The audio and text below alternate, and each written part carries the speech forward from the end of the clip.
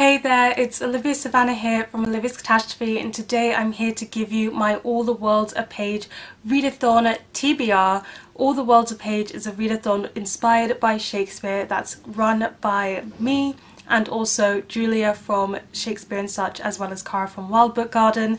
It starts on August 1st to 31st and it's just going to be a whole load of fun. I'll leave links to our announcement videos down below if you want information on joining in with the readathon, but today I'm here to give you some books that I'm intending to read. I don't think I'll be able to read a book for every single prompt, but I'm going to set a book for every single prompt and just read my way through as many of these as I possibly can and pick and mix and pick and choose a bit. So in this video, you know how I am with TBRs. If I say I'm going to read it, don't hold me to it with an iron fist, and we'll just see what I end up getting to throughout the month. Planning to vlog it. But yes, without further ado, let's get down to the prompts and the books that I hope to read.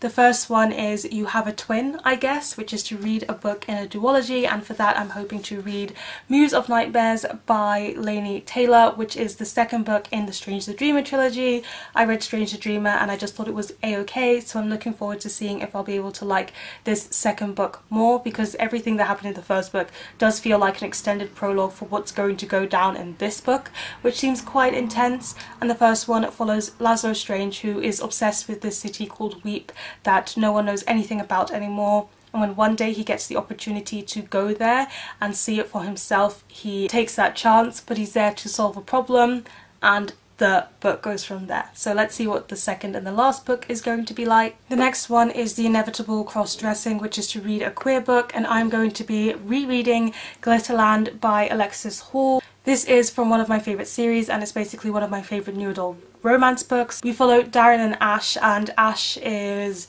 bipolar, I believe, and he's really grumpy and he's just content to live his own high-class life.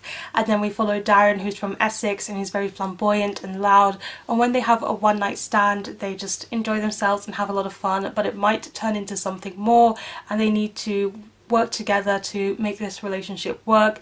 I love this book. I'm looking forward to rereading it and having fun with it because I want to read the final book in this new adult quartet as it stands now. I believe more books are coming out, but I haven't read that one before and I just wanted to reread this one quickly before I get to that last book. So for villain monologue, I'm going to be choosing a book that focuses on a villain, and I'm going to be reading Dorothy Must Die by Danielle, Paige. And for what I understand about this book is that Dorothy returns back to the world of the Wizard of Oz, where the Wizard of Oz is set. Oz, that's where it's set, the Wizard of Oz. So Dorothy returns to the world of Oz and she becomes this villain in this world and she's horrible, and this other girl from Kansas arrives and her job is to overthrow Dorothy, and it sounds like it's going to be a lot of fun. It's quite early YA, so I'm looking forward to reading it and having a good time. For The Fool with All the Wisdom, the prompt is to read a book with which you are unsure about, and for that I'm going to be listening to on audiobook The Invisible Life of Addie LaRue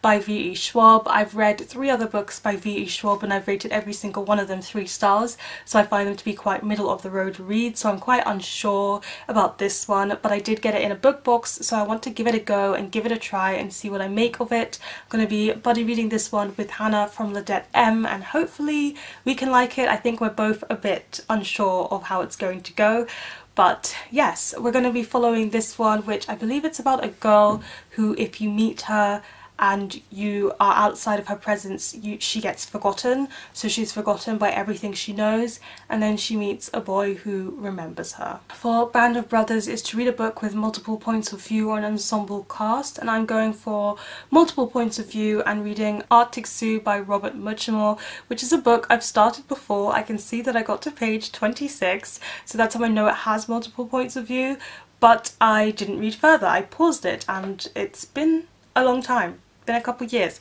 so I'm looking forward to getting back to this one. I actually cannot tell you what it's about because the 26 pages don't give you much away because it's the beginning and there's no synopsis on the back because this is a review copy, so yeah.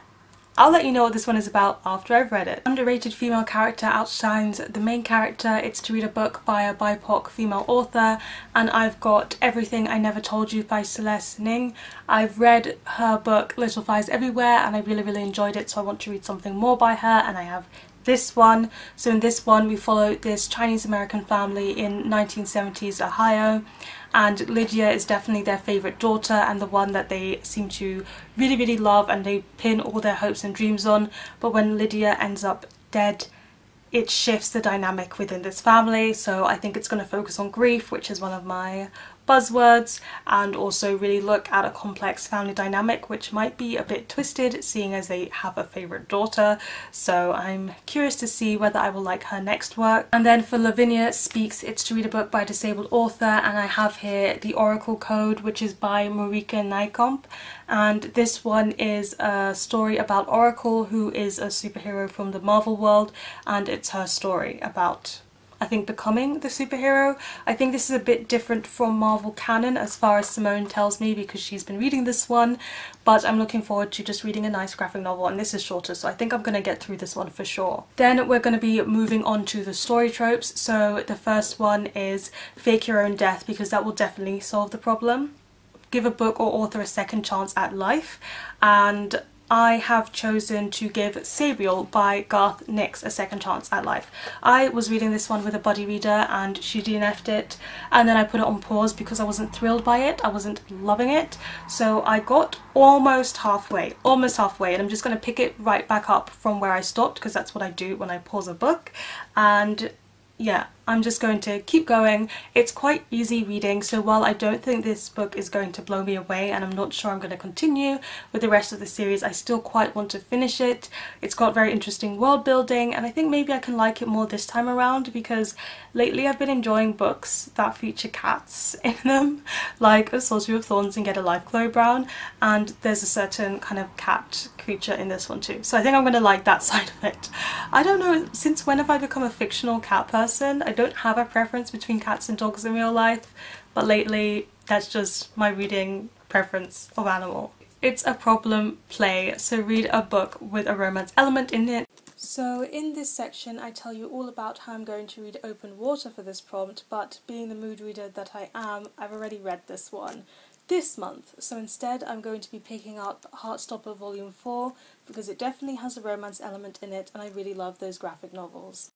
Even insta-love sounds beautiful when you write it, Will. Read a book with a pretty writing style or beautiful writing style, and for that one I've chosen The Ophelia Girls by Jane Healy, and this one has Shakespeare ties because of the title, Ophelia Girls, and from what I understand this is going to have beautiful writing, as reviews seem to be saying so far. And in this one, well, we follow this group of girls who like to pretend to be Ophelia, and they have a summer at this house, but something goes down in the past, and then we zoom to the present where one of these girls decides to go back to this estate to have a summer with their family, but a surprise guest comes to visit. I've heard that the imagery in this one is also beautiful alongside the writing, and I'm really anticipating this one. Just look at the cover, even the cover says I'm going to be beautiful on the inside too. Definitely not set in England, I promise. Read a book that's set in a country that's different from your own, and I've decided to read some Australian literature by reading Terra Nullius by Claire G. Coleman, and I believe that this is by a native author, an indigenous author, and it's talking about colonialisation in Australia from the perspective of the indigenous people, and I think that's a very important story to read. This one has won a lot of awards over in Australia, and I do really want to read this one. It was one of the books that when I was there I was like, I need to read this book, and I still haven't read it, so maybe I can finally get to it in August. For that one I've chosen The Dark Lady by Akala, which is a book that's set in the Elizabethan England period, I believe, and it follows Henry, who is an orphan and a thief, but also I believe this book has some magical elements in it from what reviews are telling me, so it's blending historical fiction and some fantasy or magical realism. It's loosely inspired by the Dark Lady figure in Shakespeare's sonnets as well, so I felt like it fit the readathon and it would be a very good time to read this book. Does this play need 3 parts? Read a book that's in a series, and for that I've chosen Saga. I'll be reading the next volume. I'm enjoying the series so much, but yeah, there'll be some Saga coming at some point in the month. Again, a graphic novel, short, so I think that's what I'm definitely going to be getting to. You just missed the character you really need to talk to. Read a book you've been meaning to get to for a while. So I haven't been meaning to get to this one for a very long while, but at least I wanted to start it as soon as it arrived at my house. but I'm gonna wait. I waited so that I could start it for this readathon because it's called Death by Shakespeare by Catherine Harkup, and what she's doing in this book, it's non-fiction and it sounds great. She takes the ways that characters die in Shakespeare and then she looks at whether it was feasible, whether you can really die from something like that, whether it was feasible in Shakespeare's time or he was making it up entirely, whether it's feasible in our present day, and just some more facts around the way that characters die in Shakespeare. With books like this, I'm always a bit like, I want to have read all of the works by whichever author is featured because I don't want to get any spoilers.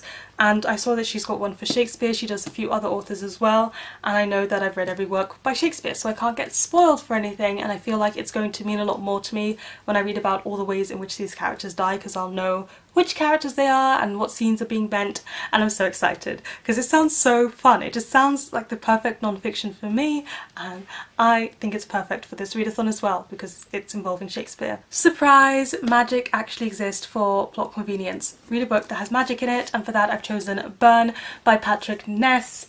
This is a book that involves dragons, as you can see from the cover. Do you know how many times I've read the synopsis of this book and I cannot remember it for the life of me? My brain's just shouting at me whenever I'm reading the synopsis, like, dragons, Patrick Ness, dragons, Patrick Ness. And so I want to read it. And so I will. And then last but not least, we've got I've Been Dying for the Last 50 Lines, Read a Big Book. And I've chosen big in that I think it's quite thick, and also it's a big book because it's bigger than my face. Look at that. Look at that comparison. It's bigger than my face. And that is Hamlet by Maggie O'Farrell, and this one is about Shakespeare's son Hamlet, who I think passes away. I think it's fictional, but also, you know, draws from some information, and I've heard that it's a really good story. It's Shakespeare inspired, so it fits the readathon, but it's also taking a big look at grief, which is something I'm always interested in reading about, so I really want to get to Hamlet. It's one of those books that I want to read by the end of the year. There we have it, those are all the prompts. These are a lot of books, so I don't think I'm going to be reading every single one, but I've definitely got some that I'm very, very excited to read and want to put on my high priority for August. We'll see how it goes. I'll be vlogging everything so you can join in along this journey with me, and I hope you also join in August. Please let me know in the comment section down below, what are you planning to read in August? What's the first book that you are going to be picking up? Give this video a thumbs up if you enjoyed it, hit the subscribe button if you want to see more. Don't you forget, hit that notification bell to be updated every time I have a new video, and you know what they say, onwards and upwards. Excelsior. Fly over my house, interrupt my filming. Fly over my house, interrupt my filming.